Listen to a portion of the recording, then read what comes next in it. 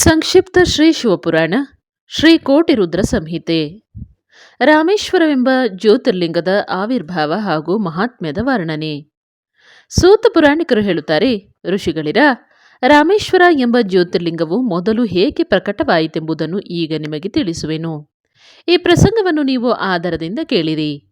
ಭಗವಾನ್ ವಿಷ್ಣುವಿನ ರಾಮಾವತಾರದಲ್ಲಿ ರಾವಣನು ಸೀತೆಯನ್ನು ಕದ್ದುಕೊಂಡು ಲಂಕೆಗೆ ಕೊಂಡು ಹೋದಾಗ ಸುಗ್ರೀವನೊಂದಿಗೆ 18 ಪದ್ಮ ವಾನರ ಸೇನೆಯನ್ನು ಕೂಡಿಕೊಂಡು ಶ್ರೀರಾಮನು ಸಮುದ್ರ ತೀರಕ್ಕೆ ಬಂದನು. ಅಲ್ಲಿ ಅವನು, ನಾವು ಈ ಸಮುದ್ರವನ್ನು ಹೇಗೆ ದಾಟಬಹುದು, ಹೇಗೆ ರಾವಣನನ್ನು ಗೆಲ್ಲುವುದು ಎಂದು ವಿಚಾರ ಮಾಡತೊಡಗಿದರು. ಅಷ್ಟರಲ್ಲಿ ಶ್ರೀರಾಮನಿಗೆ ಬಾಯಾರಿಕೆ ಉಂಟಾಯಿತು. ಅವನು ನೀರನ್ನು ಕೇಳಿದಾಗ ವಾನರರು ಸಿಹಿ ನೀರನ್ನು ತಂದುಕೊಟ್ಟರು. ಶ್ರೀರಾಮನು ಸಂತೋಷಗೊಂಡು ಆ ನೀರನ್ನು ತೆಗೆದುಕೊಂಡನು. ಅಷ್ಟರಲ್ಲಿ ಅವನಿಗೆ ನೆನಪಾಯಿತು, ನಾನು ನನ್ನ ಸ್ವಾಮಿ ಭಗವಾನ್ ಶಂಕರನ ದರ್ಶನ ಮಾಡಲಿಲ್ಲ. ಹಾಗಿರುವಾಗ ಈ ನೀರನ್ನು ಹೇಗೆ ಕುಡಿಯಲಿ ಎಂದು ಹೇಳಿ ಅವನು ಆ ನೀರನ್ನು ಕುಡಿಯಲಿಲ್ಲ. ನೀರನ್ನು ಇಟ್ಟು ರಘುನಂದನನು ಪಾರ್ಥಿವ ಪೂಜೆಯನ್ನು ಮಾಡಿದನು. ಆವಾಹನಾದಿ ಷೋಡಶೋಪಚಾರಗಳಿಂದ ವಿಧಿವತ್ತಾಗಿ ಭಕ್ತಿಯಿಂದ ಶಂಕರನನ್ನು ಅರ್ಚಿಸಿದನು. ನಮಸ್ಕಾರ ಸ್ತೋತ್ರಗಳಿಂದ ಶಂಕರನನ್ನು ಸಂತುಷ್ಟಗೊಳಿಸಿ ಶ್ರೀರಾಮನು ಭಕ್ತಿಭಾವದಿಂದ ಅವನಲ್ಲಿ ಪ್ರಾರ್ಥಿಸಿದನು. ಶ್ರೀರಾಮನು ಹೇಳಿದನು, ಉತ್ತಮ ವ್ರತವನ್ನು ಪಾಲಿಸುವ ನನ್ನ ಸ್ವಾಮಿ ಮಹೇಶ್ವರ ದೇವನೇ, ನೀನು ನನಗೆ ಸಹಾಯ ಮಾಡಬೇಕು. ನಿನ್ನ ಸಹಯೋಗವಿಲ್ಲದೆ ನನ್ನ ಕಾರ್ಯದ ಸಿದ್ಧಿಯು ಅತ್ಯಂತ ಕಠಿಣವಾಗಿದೆ. ರಾವಣನು ನಿನ್ನ ಭಕ್ತನೇ ಆಗಿರುವನು. ಅವನು ಎಲ್ಲರಿಗಾಗಿ ದುರ್ಜಯನಾಗಿರುವನು.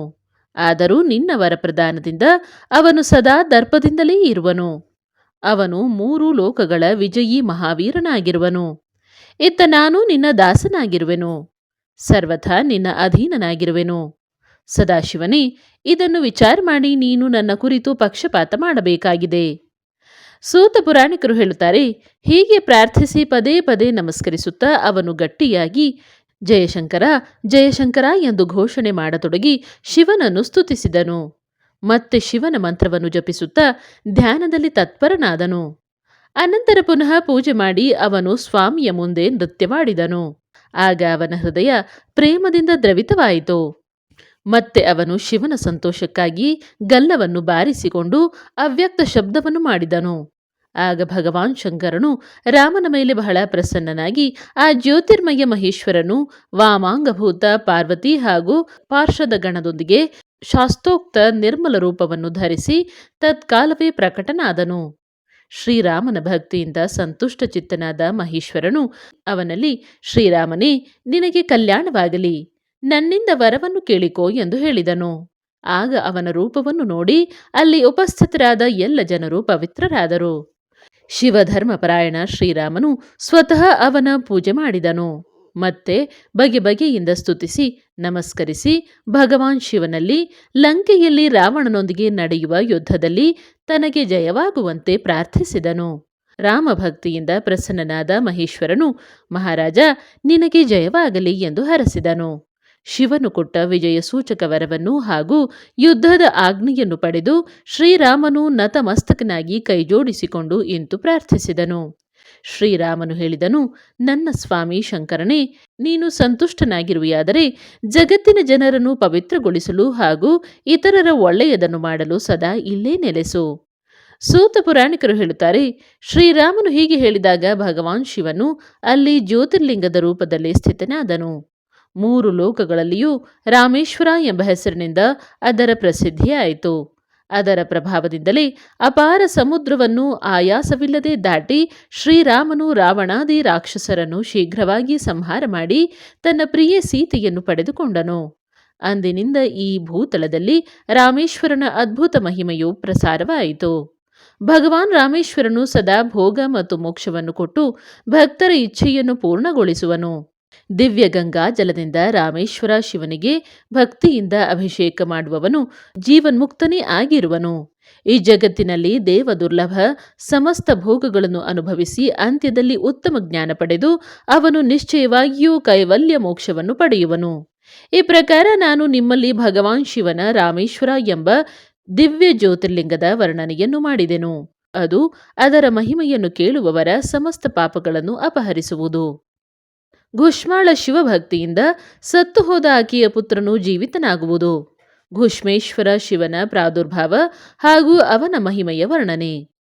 ಸೂತ ಪುರಾಣಿಕರು ಹೇಳುತ್ತಾರೆ, ಇನ್ನು ನಾನು ಘುಷ್ಮೇಶ್ವರ ಎಂಬ ಜ್ಯೋತಿರ್ಲಿಂಗದ ಪ್ರಾದುರ್ಭಾವವನ್ನು ಹಾಗೂ ಅದರ ಮಹಾತ್ಮ್ಯವನ್ನು ವರ್ಣಿಸುವೆನು.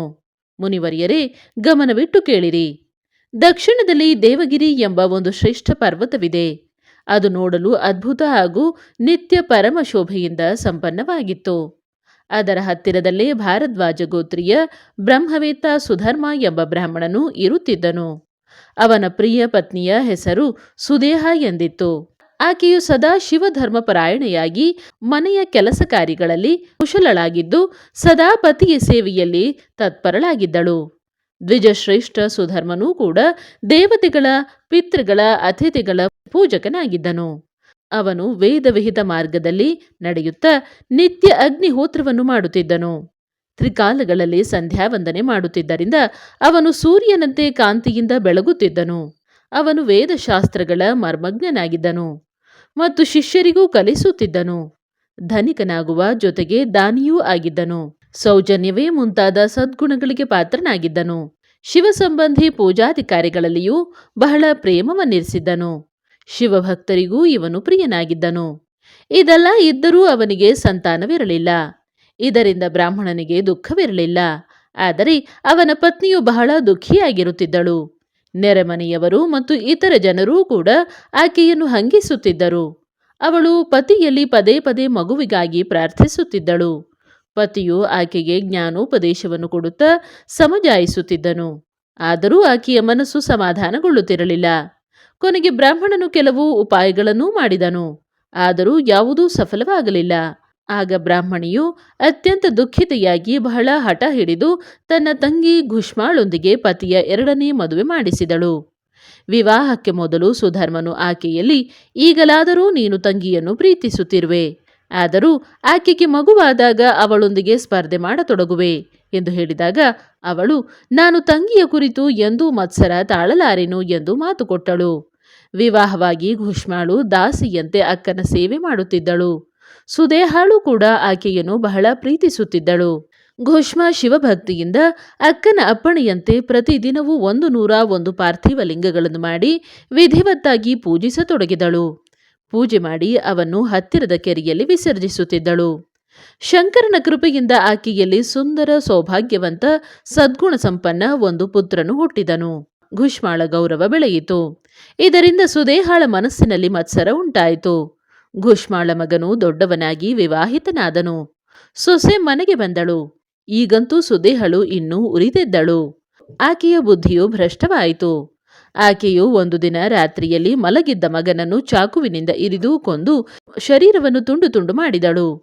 ತುಂಡಾದ ಶರೀರವನ್ನು ಘುಷ್ಮಾಳು ಪ್ರತಿದಿನವೂ ಪಾರ್ಥಿವ ಲಿಂಗಗಳನ್ನು ವಿಸರ್ಜಿಸುತ್ತಿದ್ದ ಕೆರೆಯಲ್ಲಿ ಹಾಕಿಬಿಟ್ಟಳು. ಮಗನ ಶರೀರವನ್ನು ಕೆರೆಯಲ್ಲಿ ಎಸೆದು ಮನೆಗೆ ಬಂದು ಸುಖವಾಗಿ ಮಲಗಿದಳು. ಘುಷ್ಮಾಳು ಬೆಳಗ್ಗೆ ಎದ್ದು ಪ್ರತಿದಿನದ ಪೂಜನಾದಿ ಕರ್ಮಗಳನ್ನು ಮಾಡತೊಡಗಿದಳು. ಶ್ರೇಷ್ಠ ಬ್ರಾಹ್ಮಣ ಸುಧರ್ಮನು ಸ್ವತಃ ನಿತ್ಯ ಕರ್ಮದಲ್ಲಿ ತೊಡಗಿದನು. ಆಗಲೇ ಅವನ ಹಿರಿಯ ಪತ್ನಿ ಸುದೇಹಾಳು ಎದ್ದು ಆನಂದದಿಂದ ಗೃಹ ಕೃತ್ಯದಲ್ಲಿ ತೊಡಗಿದಳು. ಏಕೆಂದರೆ ಆಕೆಯ ಹೃದಯದಲ್ಲಿ ಮೊದಲು ಉರಿಯುತ್ತಿದ್ದ ಈರ್ಷೆಯ ಬೆಂಕಿ ತಣ್ಣಗಾಗಿತ್ತು.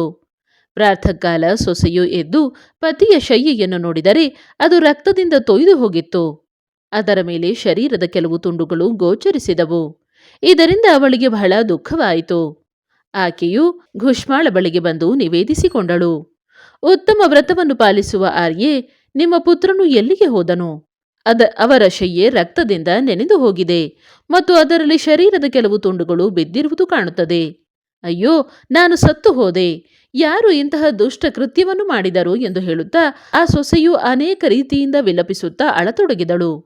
ಸುಧರ್ಮನ ಹಿರಿಯ ಪತ್ನಿ ಸುದೇಹಾಳು ಕೂಡ ಆಗ ಅಯ್ಯೋ, ನಾನು ಸತ್ತು ಹೋದೆ ಎಂದು ಹೇಳುತ್ತಾ ದುಃಖದಲ್ಲಿ ಮುಳುಗಿದಳು. ಅವಳು ಹೊರಗಿನಿಂದ ದುಃಖಿಸಿದಳು, ಆದರೆ ಮನಸ್ಸಿನೊಳಗೆ ಹರ್ಷದಿಂದ ಉಬ್ಬಿ ಹೋದಳು.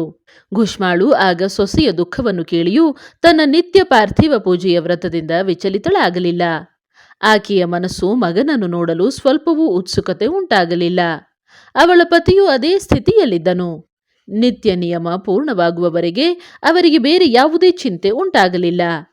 ಮಧ್ಯಾಹ್ನವಾದಾಗ ಪೂಜೆಯನ್ನು ಮುಗಿಸಿ ಘುಷ್ಮಾಳು ತನ್ನ ಪುತ್ರನ ಭಯಂಕರ ಶಯ್ಯೆಯನ್ನು ನೋಡಿದಳು.